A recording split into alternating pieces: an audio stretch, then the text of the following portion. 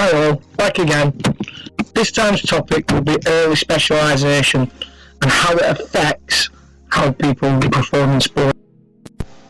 Early specialisation is the competing of one singular sport from a very young age and concentrating on that single sport throughout your sporting life. Early specialisation is highly debated. Can there be positives created from starting early? Or is there negative connotations to having such an early base at one sport only? Will we be recruiting children while they're still in nappies soon? In 2008, Malcolm Gladwell wrote a book called Outliers, Story of Success.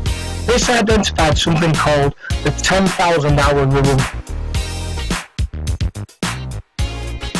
The 10,000 hour rule comes from a guy called Anders Ericsson, who did a study based on elite musicians and questioned them on how long it took them to achieve excellence.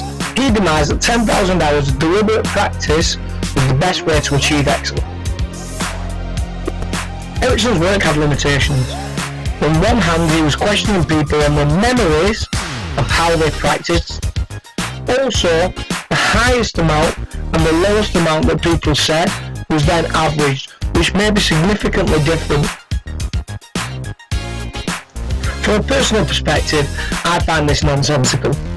Not only is the average so big and so significantly different that it could make a difference to the whole piece, but also it's not taken into account the base level that people are starting at.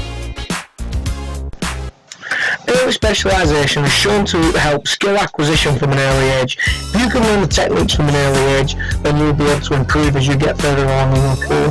Take a look at these pictures of people who have started young and successfully being elite in their sport. However, using a metaphor in this, a pyramid is only as strong as its base. Taking this from a sporting perspective, if you don't have the fundamental movements or the athletic base to move on in your sport, this could hinder you in the future of your career. Many things can go wrong when specialising early. One of them is burnout.